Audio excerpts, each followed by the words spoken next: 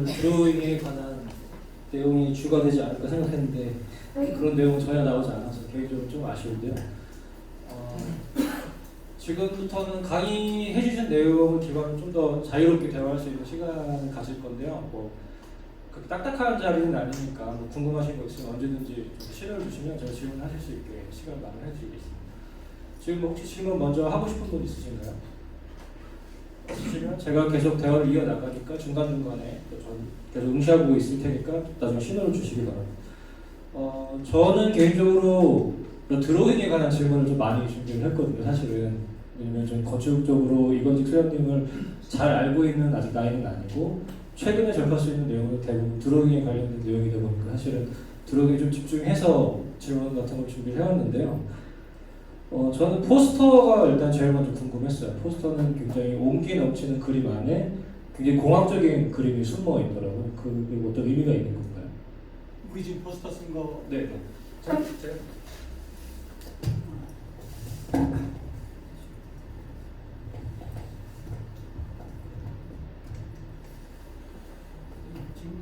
예, 이제 아까 이제 건축가의 시간이랄까 이제 사무소 다이어그램을 보는 것처럼 개인 사무소는 이제 공공에 관한 공모전 아주 커넥션이 강한 건축주 그룹이 있지 않으면 사실은 이제 어느 정도 프로젝트 이렇게 이제 수주 성장했다가 건축주 나이하고 교차되면서 이제 일이 적어지는 일반적인 경향이 있는 것 같고요.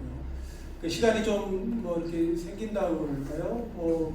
그런 계기로 드로잉을 많이 하게 됐습니다. 그래서 이제 드로잉을 하다 보니까 이제 전시도 하게 되고 어떤 경우는 또 이렇게 이제 원하는 사람이 있으면 또 팔게 되면서 1년에 한 번 정도 전시회를 이렇게 좀 6년 하게 되는데 그때 이게 여전히 드로잉이라고 하는 것이 작품으로 이해되면서 건축도 마찬가지죠. 새롭지 않으면 사실은 아무도 봐주지 않고 다른 사람이 한 장 포함해서도 그래서 이제 건축뿐만 아니라 그림도 새로운 것을 계속 시도해야 되는 그 형식과 내용을 포함해서 그러면서 제가 최근에 갖고 있는 것들이 몇 가지 관심이 있는데 포스터에 있는 그림은 이제 창문 그림, 창문 속에 이제 어려서부터 가졌었던 그런 건물 또는 집, 시간대, 아침, 저녁, 이렇게 밤에 갖고 있는 어쨌든 그런 건물이 주제가 있지만 그런 시간적 풍경을 담으면 어떨까. 그래서 처음에 이제 한 칸짜리 창문을 시작을 했다가 저렇게 이제 6칸짜리 창문, 그다음에 이렇게 38에 24짜리 창문, 창문을 늘려가면서 작업을 좀 이렇게 하고 있고요. 그 중에 이제 하나, 가운데의 창문 밖에 보이는 풍경은 약간의 좀 감성적인 내용입니다. 그러니까 집은 집이지만 건축적인 작업의 집이 아니고 어려서 이렇게 한 채가 외롭게 있던 집, 또는 집이라고 연상되는 어떤 것들, 그리고 지금 생각은 시간대를 좀 넣어서 그리고 싶다 하는 거 이제 포스터를 썼고 제 포스터를 제가 쓴 건 아니고요. 거기서 이제 준비해서 해주신 건데 제 그림을 쓴 거는 맞거든요. 만드신 분한테 물어보고 싶지만 눈빛으로 물어보지 마라라는 시도를 강하게 주고 계셔서 해석과 착상이라는 책을 저는 굉장히 인상 깊게 봤는데 그 책을 집필하게 되신 계기가 혹시 있으실까요?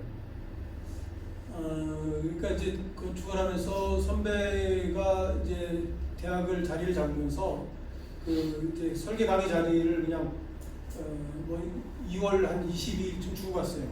그 양반은 이제 임용이 갑자기 되는 바람에 숭실돼서 시작을 했는데 강의를 2년 반 하다가 이제 시티에 맡겨갖고 쫓겨나고 이제 한 학기 쉬고 고대랑 경기대를 99년부터 시작을 해서 쭉 이제 20몇 년 하고 있는데 생각보다 학교 교육이라고 하는 게 이렇게 막 시험 위주잖아요. 그러니까 구조역학을 배우든 건축에 대한 재료를 배우든 시험 보고 나면 땡기 다 잊어버리고 5학년에 올라왔는데 그러니까 건축적으로 이렇게 어셈블이라고 그럴까요? 하나도 연결이 안 되는 거예요. 그냥 설계는 설계대로 맨날 했던 거긴 한데 설계가 이런 이렇게 배운 거 이런 거가 조합이 되고 자기가 갖고 있는 부분에 상생 결합이 나와야 되는데 전혀 그냥 다른 것만 그리고 있는 것 같아서 그런 내용들을 이제 강의를 통해서 이렇게 묶어주면 좋겠다라는 생각을 하게 돼서 처음에 15곡지를 준비를 했어요. 그러니까 15번 하고 2학기 때도 똑같은 걸 쓰면 되니까. 근데 이제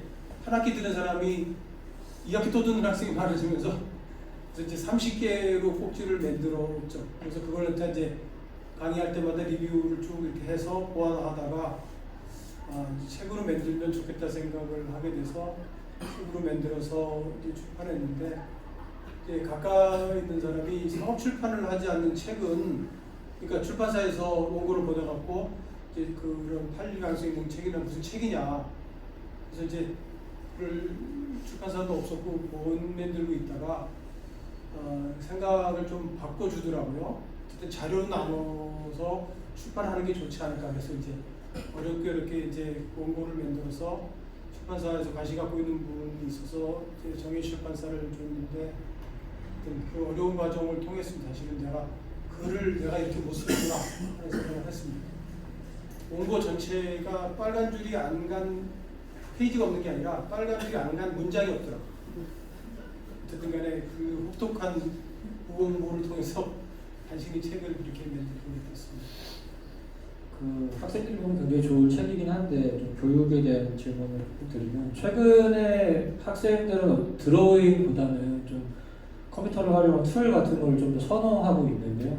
그 드로잉에 대한 어떤 중요성을 강조할 수 있다는 어떤 게 있습니다. 드로잉은 세 가지의 프로세스가 컴퓨터가 있고 드로잉이 있고 모형이 있다면, 세 가지 중에 뭐 트렌드라고 그럴까요? 왜냐하면 자기가 익숙한 걸 쓰게 되니까 제일 약합니다. 그리고 훈련 과정이 이제 익숙하지가 않고요. 그래서 드로잉은 중요하지 않습니다. 제 프로세스일 뿐이고요.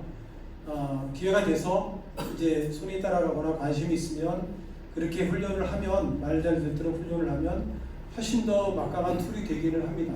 그런데 이제 드로잉은 굉장히 취약한 점이 많죠. 이제 제가 유천 선생님 밑에서 25년 이렇게 건축을 배우면서 유천 선생님도 거의 드로잉으로 하시는 분이고요.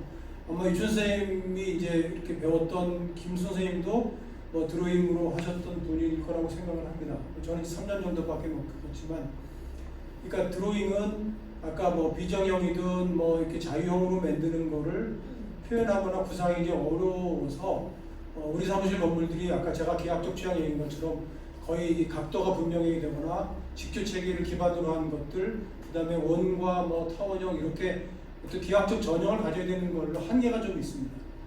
게리 같은 사람은 다른데, 게리는 드로잉 프로세스로 작업하는 사람은 아닌 것 같고요.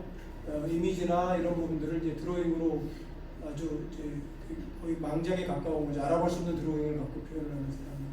리베스킨트는 좀 다를 것 같긴 합니다만, 그래서 드로잉이 꼭 강조될 툴인 것 같지는 않고요.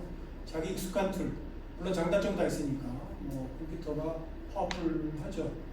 이제 지금 컴퓨터는 이제 뭐 조금 복잡하긴 합니다. 그걸 머릿속에 상상한 거를 표현밖에 못하니까 이렇게 직관력과 이런 분이 아직도 굉장히 취약하고 앞으로 무지하게 발전이 되겠죠. 그러면 이제 훨씬 더 드로잉과 비교되지 않는 막강한 툴이 되겠죠.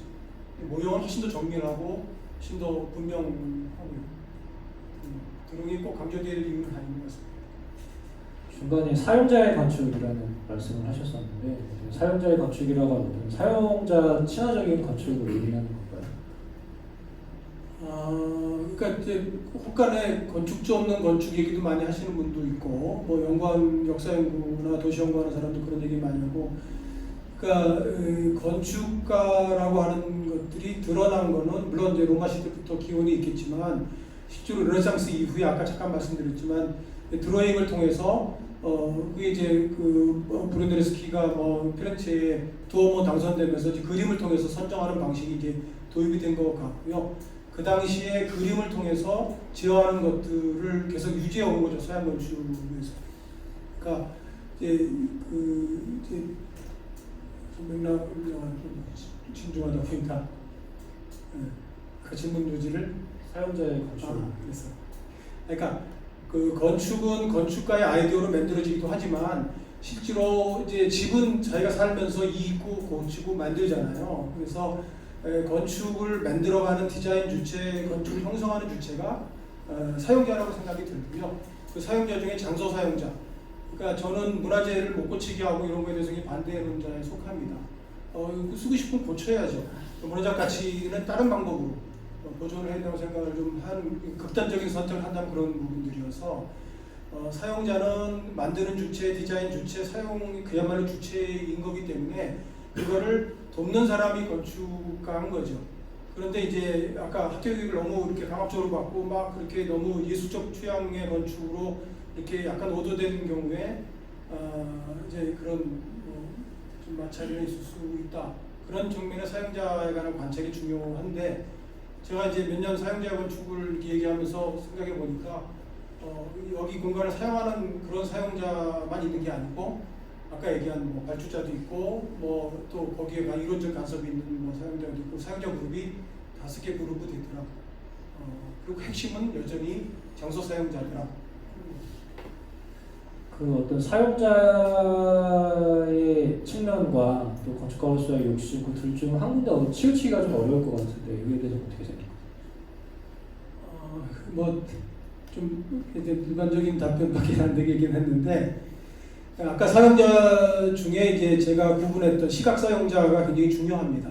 실제로 여기 뭐 세미나 듣는 사람이 장소 사용자라면 이 건물 지나가서 보는 사람, 여기를 우연히 들어왔지만 공간을 평가하는 사람이 생기잖아요. 샘플 보러 온 사람들, 상담하러 온 사람들. 그러니까 그 시각 사용자들이 전체적인 어쨌든 간에 당대에 관한 건물을 평가를 하는 사람이 있는 거죠.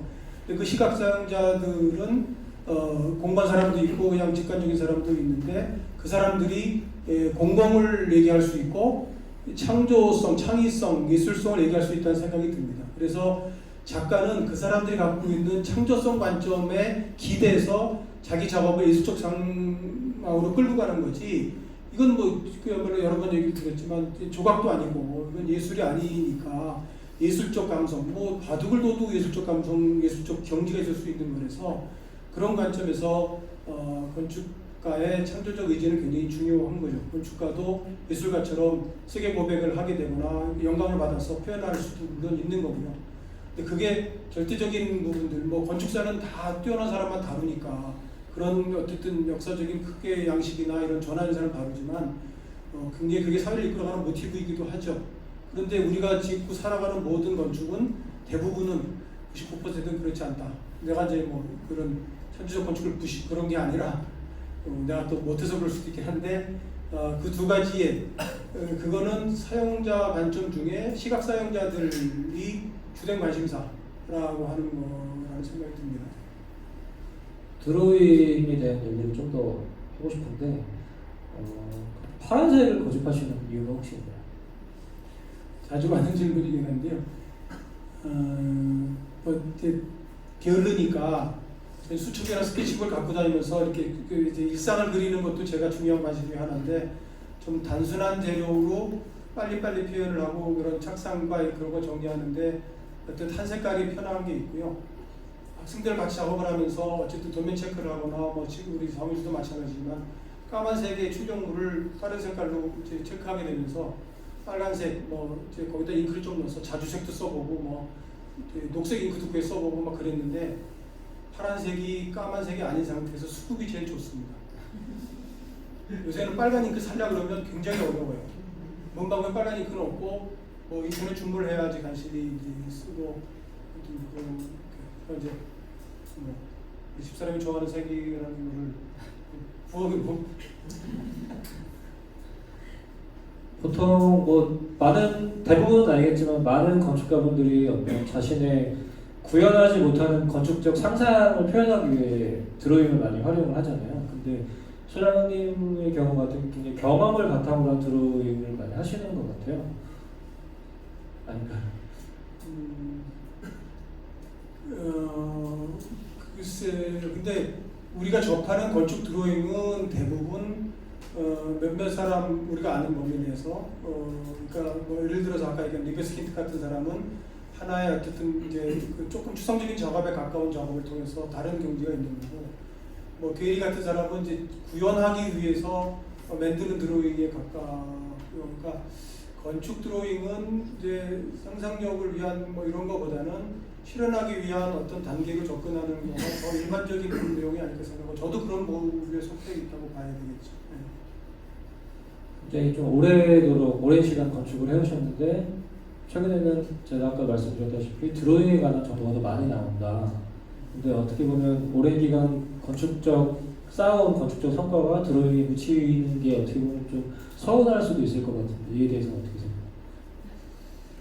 이제 제가 99년도에 썼던 글들도 약간 이제 이뭐 주류 건축이라고 그럴까 이런 부분들을 작가주의 건축이라고 생각을 하고 그때 아까 얘기한 문제 뭐 현대주의적인 배경에 뭐 세속적 건축이라는 말을 이렇게 표지로 썼던 것들과 관련이 좀 있을 수 있는데 아까 창의성은 이제 조금 다른 부분에 중요성을 갖고 있지만 여전히 이제 사용자를 위한 건물이 되어 있다는 생각을 기본적으로 하고 있으면서 그러니까 이제 맨날 현상 설계 내면 이제 어떤 뭐 떨어지는 게 훨씬 더 많죠.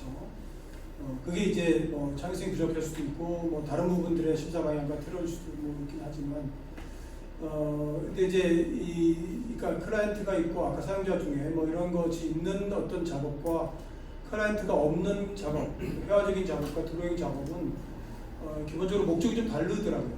그러니까 훨씬 더 전시를 해도 내가 뭐 임대해서 내가 전시를 하고 그러니까 이제 작업에 관한 내용들이 근본적으로 다른 켜를 가지고 있다는 생각이 좀 들어서 훨씬 더 이렇게 나를 표현하는 내용들이 내 표현할 게 있다면 그런 부분들이 이렇게 확장될 수 있고 또 이제 건축적 내용도 제가 아까 창문 그림이 건축 내용이 많이 들어가 있는데 관심 있는 그 건축은 누구나 관심이 있더라고요. 일반 사람들도 그런 사람들과 접점을 만들어내기가 훨씬 더 좋더라. 그러니까 이제 작가들이 하는 뭐 우리가 작업하는 사람들이 하는 건물은 특정 사람들이 갖고 있는 아까 장소 사용자 일반 사람들 사실은 지각 사용자는 무관심한 부분이 많고요. 이제 발주자와 관련이 있어서 제한된 사람이 쓰는 장소 공간들이잖아요. 그런데 드로잉 뭐 회화에 가까운 작업은 아주 작은 작업인데도 불구하고 일반 사람들과의 확산 효과 이런 부분들이 훨씬 더 있는 거죠. 드로잉을 하게 되면서 조금 좀 타겟이 목표를 하게 다른 거라는 생각이 좀 듭니다. 추가로 질문 있으신 분 없으면 두세 개 정도 질문 더 드리고 자리를 마무리할 예정인데요. 아니 근본적으로 드로잉을 시작하시게 된 계기 유준수 선생님께서 스케치를 하셨으니까는 아닐 것 같고 애초에 좀 스케치에 대한 관심이 많이 있으셨던 편이에요. 뭐 그렇겠죠. 뭐 보통 뭐 이제 건축하는 분 대부분이지만 미대 가고 싶었는데 여러 여건으로 못 가서 뭐 건축을 하게 되고 저도 비슷한 경우고요. 고3 때 미대 가려고 그랬는데 뭐 먹고 사는 부분이 걱정이 된다고 치예능에 빼고는 아무데나 가라 뭐 그러시더라고요. 그래서 이제 아버님이 전기를 전공하셔서 그냥 희망을 쓸 때 이제 공과대학으로 썼고 그래서 이제 계열별로 모집을 하는 대학을 들어갔는데 열 몇 개 과중에 갈 만한 데가 아무리 뒤집어도 1년이 끝났는데 없더라고요. 그래서 이제 그냥 건축과하고 이제 쓰고 건축과에 진학을 그렇게 하게 됐고요. 그림을 그리고 생각과 건축 작업에서 자연스럽게 이제 드로잉을 통해서 건축 작업을 하게 됐다는 생각이 좀 들고요. 그러다 보니까 이제 공간 아까 드로잉을 많이 하는 그런 작업실이 있었고 또 뭐 그림 잘 그리시는 이제 선생님, 유준 선생님 밑에서 있다고 보니까 훈련도 됐고 이런 것에서 자연스럽게 건축 드로잉 작업에 익숙해졌던 것 같습니다. 지금 현재 계획 중이 뭐 그리고 싶어 하시는 뭐 그림이라든지 뭐 그런 게 혹시 있나요? 올해는 이런 그림을 그려보겠다라든지. 제가 지금 그룹전은 지금 인사동에서 하고 있는 게 있는데 그때 이제 약간 발표를 못한 부분야가 어떤 제가 뭐 이렇게 영역으로 갖고 싶은 부분이 나이프 드로잉이라고 하는 부분이 있습니다. 이제 칼로 이제 종이를 잘라서 드로잉을 하는 게 몇 번 발표를 이제 해봤는데 조금 다른 영역인 것 같고요. 마티스가 말년에 이제 뭐 제대로 붓을 못 다룰 때 가위로 오리고 가위도 자기가 오린 게 아니라 스님한테 시켜서 뭐 가위로 오려서 했다고 그러는데 하여튼 그렇게 이제 칼 갖고서 잘라서 하는 작업에 입체적인 작업이 되더라고요. 흥미를 가지고 있고요. 그거와 파란색 드로잉을 잘 섞어서 뭔가를 하고 싶은 생각이 있어서 그냥 잠정적으로 그런 준비를 해보고 하고 있습니다. 박수님. 질문을 하나 해야 될 것 같아서 제가 우리 이관주 선생님의 배운 첫 번째 사제들이거든요. 지금 여기 많이 보여주신 작품을 처음부터 같이 했던 사람으로서 조금 보니까요 이제 자기 작품을 자기가 얘기하다 그러니까 너무 자기의 솔직한 심정을 말을 못하시는 거예요. 그래서 보면은 수많은 작품들이 여기가 지금 들어오셨는데 제가 그 밑에서 처음 신입사원으로 들어갔을 때 그 진지함과 그 건축에 대한 욕망, 열정 이런 걸 말씀을 못 하시더라고요. 근데 지금 스케치의 근원은 자기의 열정 그 자체. 그러니까 처음부터 우리가 무슨 지금 어떤 스케치를 하기 위해서 풍경을 그리려고 하는 게 아니라 건축 자체를 실현하기 위해서 치열하게 입체적으로 그리고 또 그리고 또 그리고 했던 그 작업 속에서 지금 이제 결론적으로는 어떤 뭐 형상을 그리는 스케치전으로 계속 가고 있지만 실은 출발은 그것보다는 더 치열한 시작에서부터 있었던 그 옆에서 제가 지켜봤고 그다음 아까 그 대전의 엑스포의 이게 사면 형상으로 한 지구관을 제가 이제 감리했어요. 그래서 우리 이관희 선생님이 그린 그 두 면을 가지고 제가 지었습니다. 근데 안 맞아요.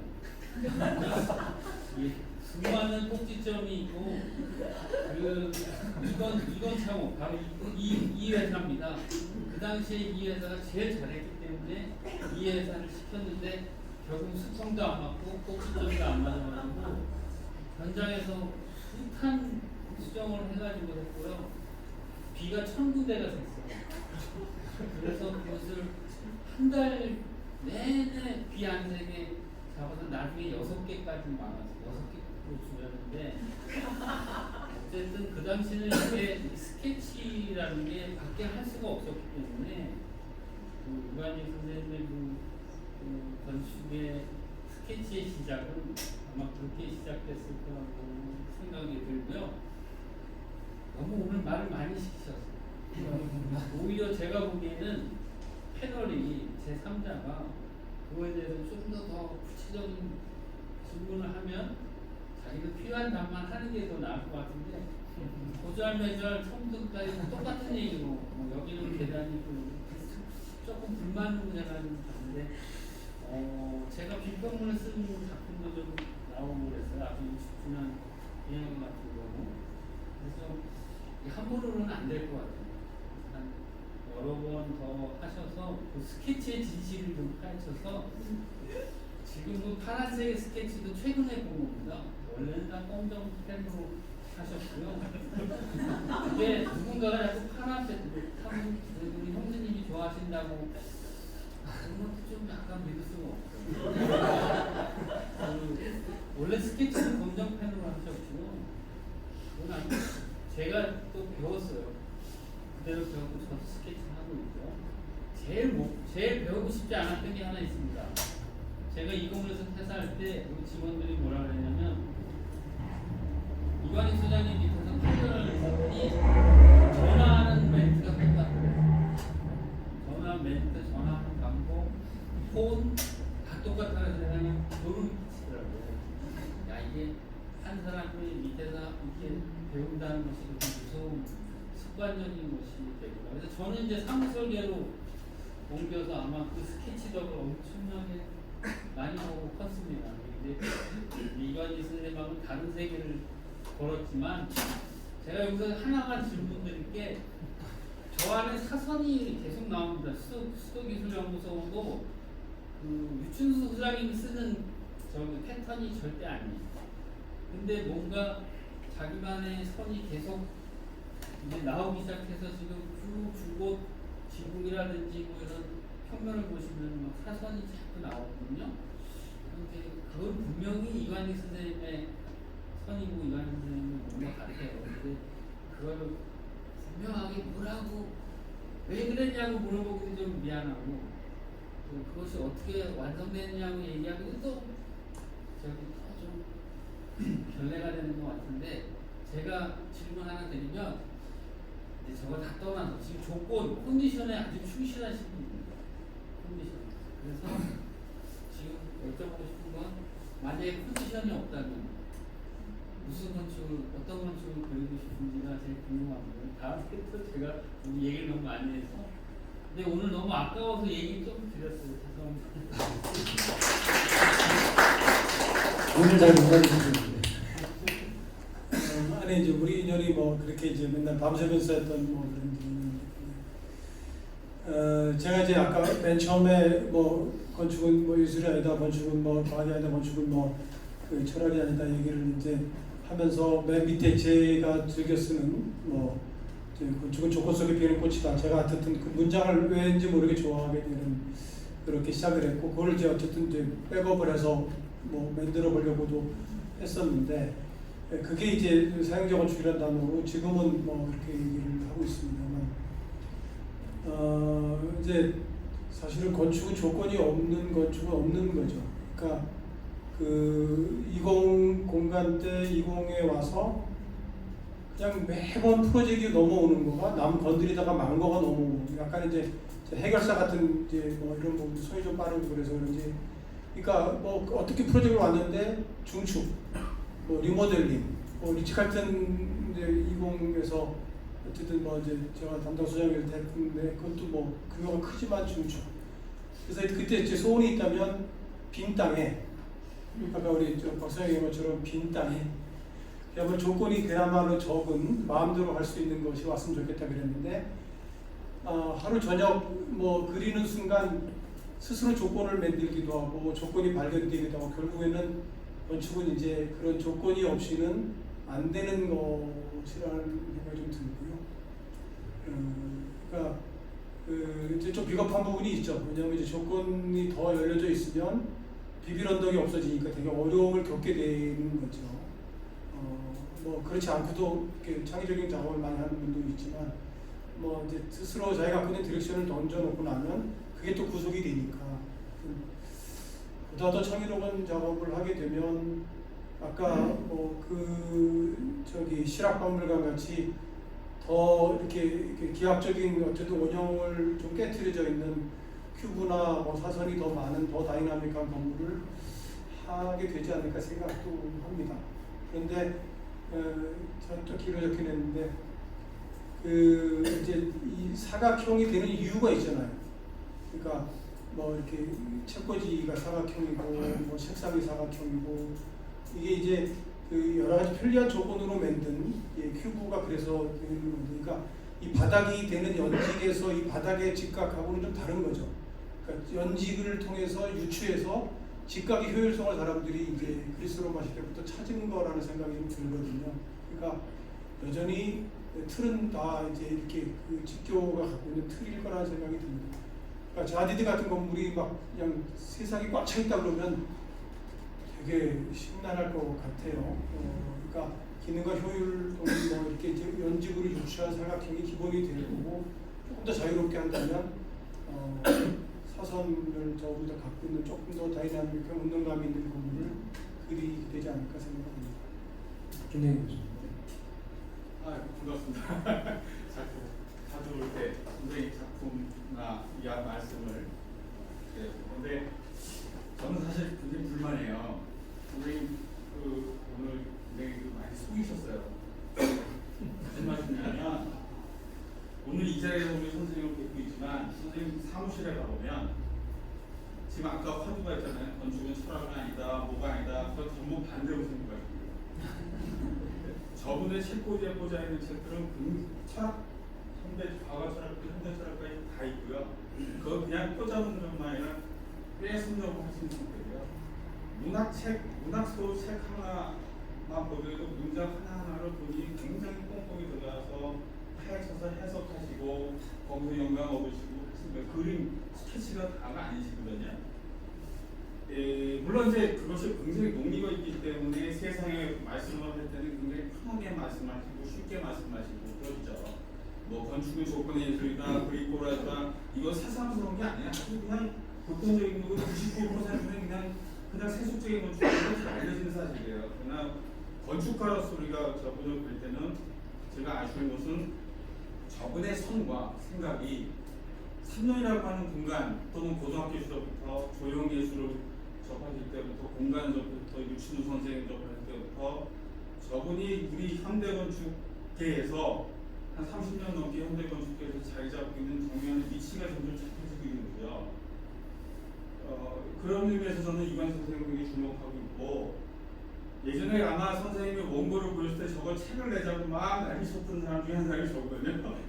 저 강의 원고 보고 이거다라고 했던 건 전데 사실은 앞으로는 제가 이 질문이 아니고 이제 바람인데 앞으로는 이제 보편적인 얘기, 많은 사람이 공감을 얻을 수 있는 얘기를 하시지만 스케치와 건축과 말과 글과 이런 것들이 좀 더 한 단계 높여서 조금 얘기하셔도 겸손하게 말씀 안 하셔도 충분히 이제는 주실 거다라는 생각이 들고요. 그래야 또 저희들도 같이 또 따라가는 건축계의 사람으로서 또 많이 또 저희들도 업그레이드되는 동기를 주셔야 될 것 하고요. 뭐 일반적인 얘기, 건축의 요즘에 뭐 일반적인 얘기들은 굉장히 많이 하고 있지만 그 속에서 이화진 선생님 같은 분들께서 그래, 근데 예술의 어느 부분인가라고 하는 것, 그런 것들도 좀 짚어주셔야 여러 가지 길라잡이 중에 하나를 또 생각할 수 있을 거라고 생각합니다. 그런 부탁의 말씀을 드리기 위해서 제가 감히 이걸 섰습니다.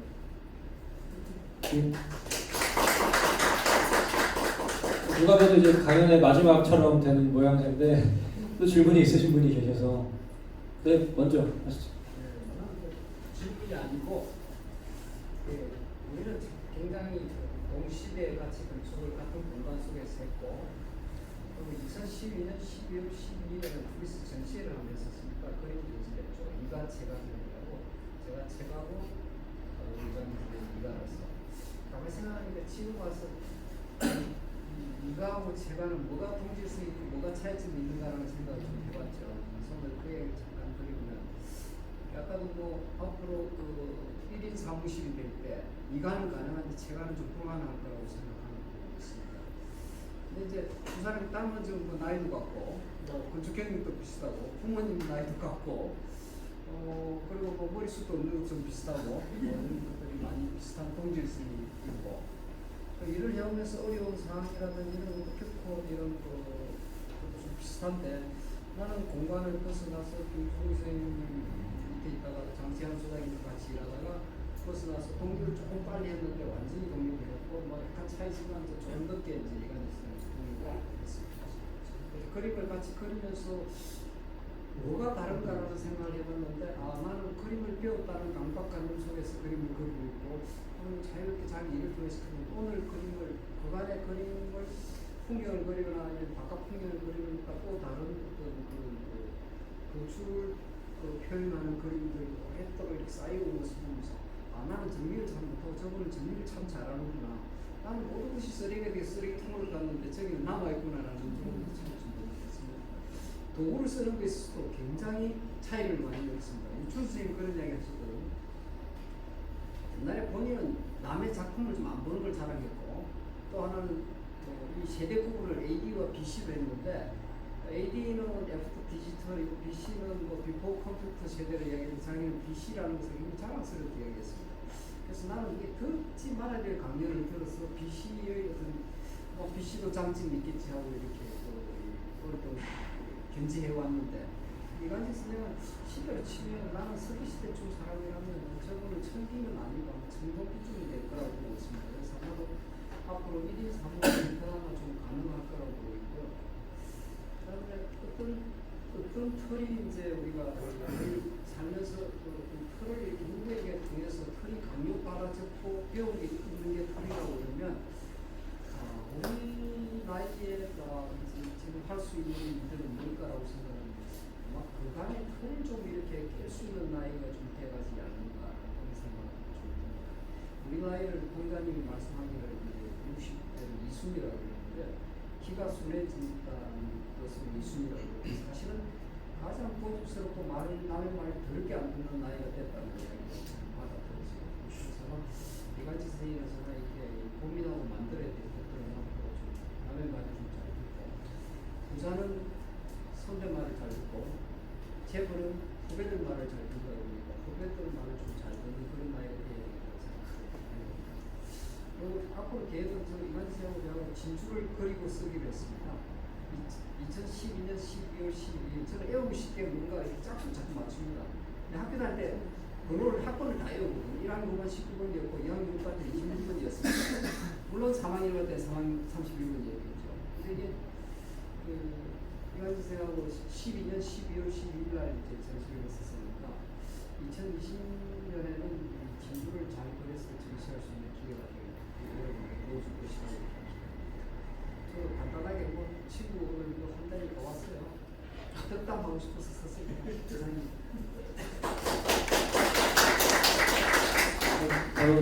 애정 어린 덕담을 해주시는데 진짜 질문 있는 분이 있으신 것 같아요. 네, 질문해 주시죠. 노동부여단의 김민규입니다.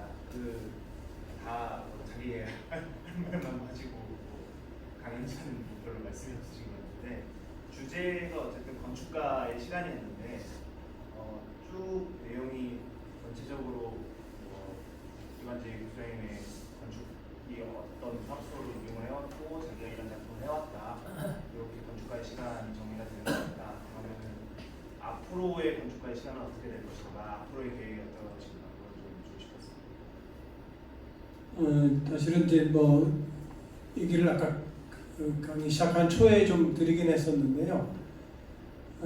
제가 이제 시간이라고 하는 걸 두고 이렇게 쭉 연대기적으로 정리를 해보는 것이 시간이긴 한데 앞으로의 건축을 제가 하고 싶다면 모티브가 되는 주제가 뭐 거창하게 얘기하면 시간성. 그러니까 뭐 제가 어쨌든 어렵지 않은 책에서 건축이 시간이 주제가 되어야 되는 여러 가지의 정황, 뭐 조각사를 보거나 회화사를 보거나 이제 이렇게 영화가 들어온 지 이제 100여 년 되면서 시간이라고 하는 테마가 이제 회화 뭐 조각에 들어올 때 그들이 작업의 핵심이 이제 시간 뭐 배열적이라는 말도 쓰고 근데 건축하는 내 작업의 모티브로 시간이라고 하는 걸 가지고 싶은데 아직 미진해서 못하고 있다. 앞으로 좀 추상이긴 하지만 그런 작업을 건축 작업에 좀 가지고 오고 싶다 하는 생각을 뭐 했고요. 아마 길게 보면 20년, 짧게 10년은 건축을 하거나 뭐 이렇게가 있으면 있게 될 거라고 생각을 좀 하는데 이제 남은 미래에 대한 시간이겠죠.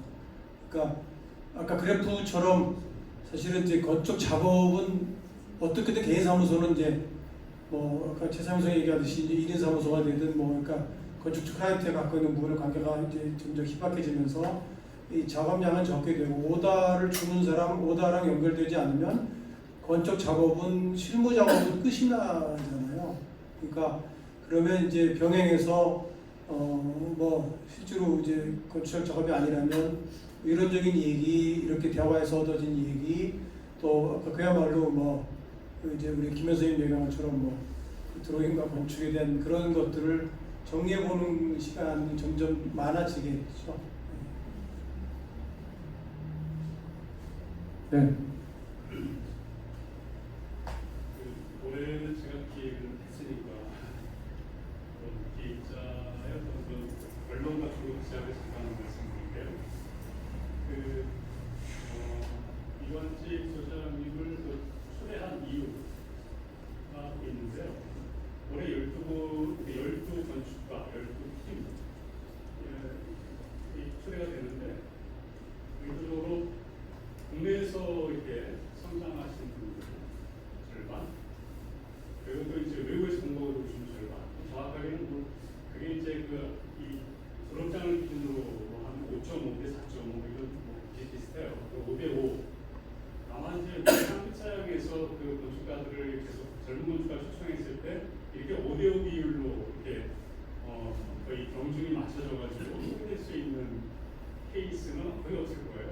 그동안도 그랬고 대부분 요즘 이제 해외 유학파들이 거의 강사를 칩니다. 뭐 그렇다고 해서 뭐 국내파다 해외파다 이렇게 해서 유학파다 이렇게 해서 구분한 건 아니고 그렇게 초대한 건 아니고 이번에 1년에 12분 건축가의 국내에서 초대 공부하신 분들 가운데 초대된 분들은 우리가 알고 있는 1세대 건축가가 아니라 1.5에서 2세대 건축가의 제자들. 예를 들면은 1세대 건축가로 굳이 얘기한다면은 첫 번째 주제였던 강병국 소장이 박춘명 박건축에서 일단 건축의 몸을 만들었으니까 뭐 좀 어렵게 맞춰볼 수 있는데 그렇다더라도 건축이었던 신입사원 때 박춘명 선생을 멀리 바라본 벽이니까 그건 아마 이완재 소장님이 것 같아요. 선생님은 김 선생님은 이관익 소장님을 기억하지만 그래서 깊이 건축 이야기를 서로 나누는 그런 관계는 아니었다.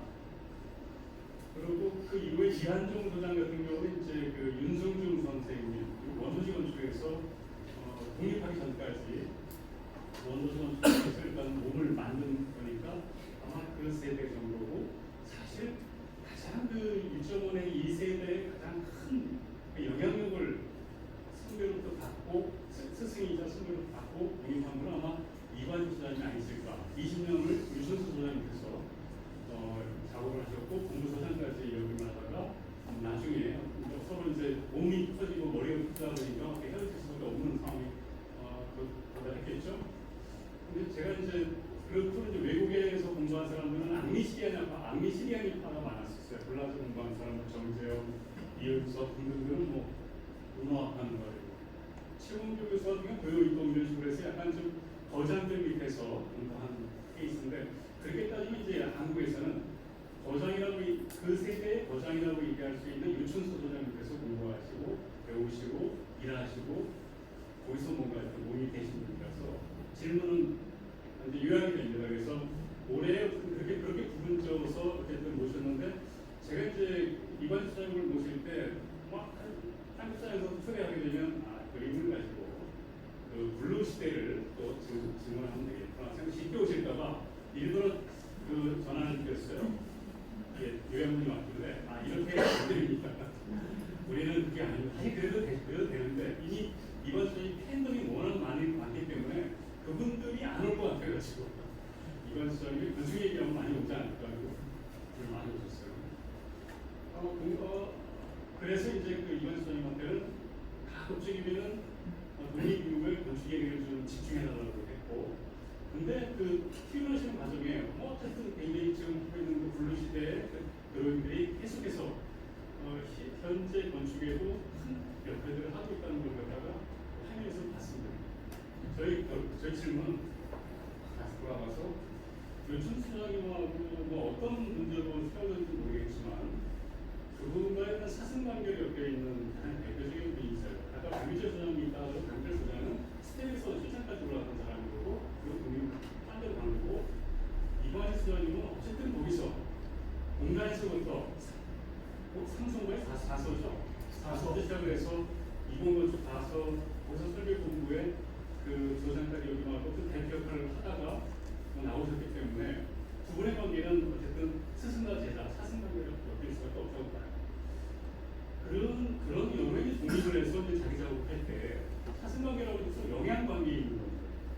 영향관계에서 이제 일정 정도 시간이 지나게 되면 유순수도 아니고 나도 아닌 이상한 단계에서 이제 자기 단계로 넘어가지 않습니까?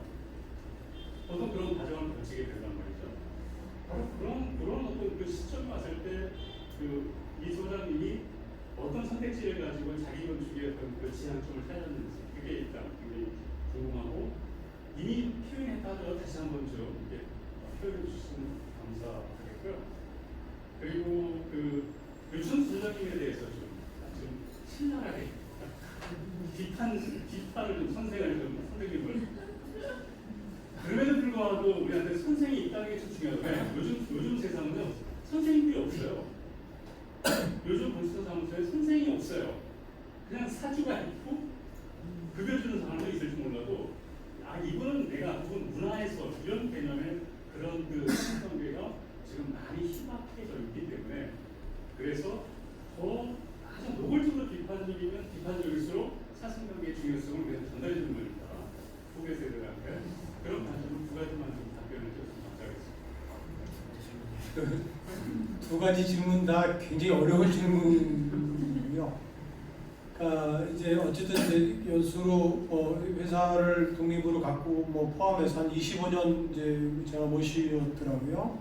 본관에서는 이제 신입사원 들어가서 이제 2년 반, 3년 채 채우고 나오고 이제 이제 이공을 만들면서 이렇게 쭉 모셔서 이제 독립은 했지만 여전히 이제 6층에 계시고 제가 이제 4층에 있고 그러면 이제 올라와 그러면 이제 올라가고 이렇게 해서 어떤 100%죠. 사제지간으로서 선생님으로서 내가 건축을 배운 거는 그분밖에 없으니까 처음에 본관 들어가서 이제 들어가기 전에 한번 실습을 3학년 때하고 4학년 때 가서 이렇게 얘기를 면담을 드리는데 그 육면체로 된 그 성냥각을 던지면서 그걸 그려보라고 그러더라고요. 그래서 이게 웬 시츄에이션인가 그러고서 어쨌든 그리라고 그러니까 이제 그려봤습니다.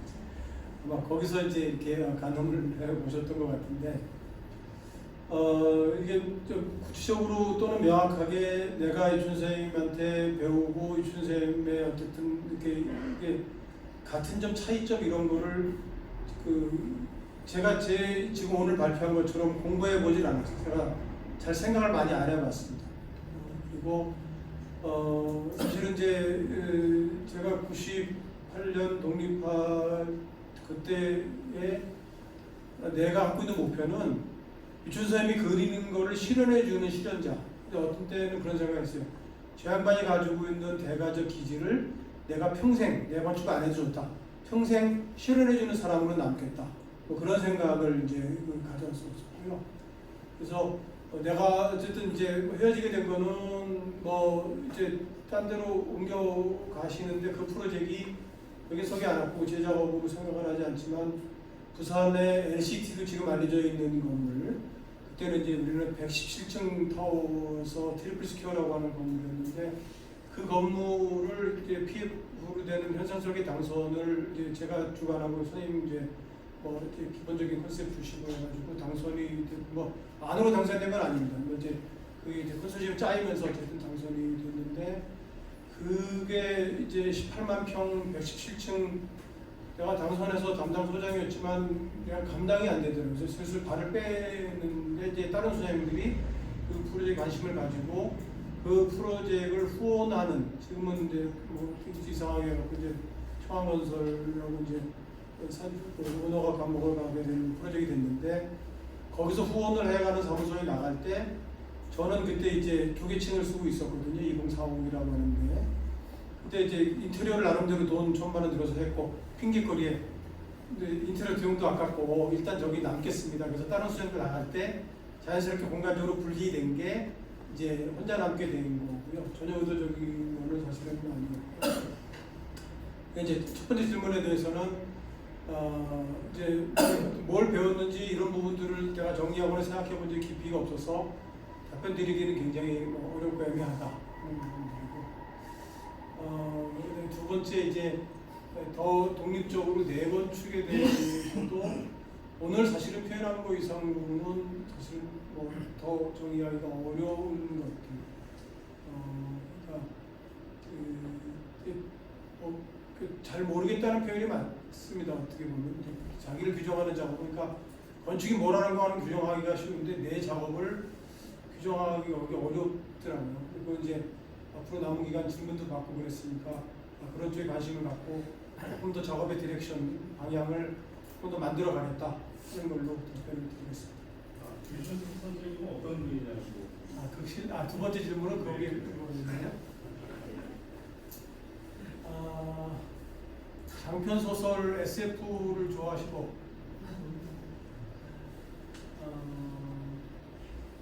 어쨌든 뭐 자기 신념 그러니까 봉화의 시골 꼴짜기 출신인데 한 번도 이렇게 꺾이지 않고 그러니까 본인은 어떠신지 모르겠지만 그러니까 굉장히 이렇게 자신감 있게 뭐라 그랬죠? 국제 촌놈? 하여튼 스스로 본인을 규정할 때, 그러니까 미국 말로 강연할 때 잠깐 들어봤는데 쓰는 단어가 영어 100단어밖에 안 쓰시는데 커뮤니케이션이 무지하게 좋으세요. 그리고 3개월 동안 영국에 이제 초청으로 돼서 교수로 강연도 하고 그러고 그 책을 이제 뭐 같이 우리 팀들이 만들어서 뭐 드리고 그랬는데, 그러니까 어쨌든 자신감으로 그냥 그런 분이어서 하나도 거침이 없었죠. 저는 그게 늘 부러웠긴 했었어요. 그런데 반감도 있었었고, 그러니까 이제 약간 트렌드랑 관련해서 제가 아까 사선 얘기도 뭐 지금 갖고 그랬는데 계속 뭐 사선을 넘어서 뭐 뽀글뽀글 되고 물컹물컹해지는데 끊임없이 제가 갖고 있는 기하학적 원형이랄까 그거에 관한 고집 이런 부분들로 작업을 하시는 아주 고집스러운 분이고요. 있고요. 지금 최근에 이제 아프셔서 뭐 오늘 수술을 기다리시고 있는데, 그러니까 이제 그런 고집을 제가 배우기도 쉽고 벗어나고 싶었고, 제가 어떤 유아적인 부분들로 저의 성격도 있지만 많은 부분들이 그 이제 반감, 어쨌든 반증에 가까운 경향으로 건축을 하게 되는 것도 그런 거랑 관련있다고 생각이 듭니다. 고집스러운 건축가시죠. 류춘수 선생님에 대한 좀 더 자세한 내용이나 오늘 덕담해 주신 세 분에 대한 이광희 소장님의 반론 혹은 코멘트는 뒤풀이에서 좀 더 자세하게 들을 수 있을 것 같으니까 뒤풀이 장면도 많이 참여해 주시고, 바깥에서 아마 진행할 거니까 뒤풀이 많이 참여해 주시기 바랍니다. 시간 관계상 이제 오늘 땅집사랑 이걸 마무리하고요. 오늘을 마무리해서 땅집사랑 중견 건축가 특집은 또 마무리를 짓게 됩니다. 내년에는 가장 현 시대에 치열하게 건축하고 있는 30, 40대 젊은 건축가들 위주로 진행되는데요. 1월 달에는 올해 젊은 건축가 형 소장님 아이디어 강연이 이어질 예정입니다. 많이 참여해 주시기 바랍니다. 오늘 좋은 강연 해주신 이관직 소장님께 큰 박수 해주시면 되겠습니다. 감사합니다. 네.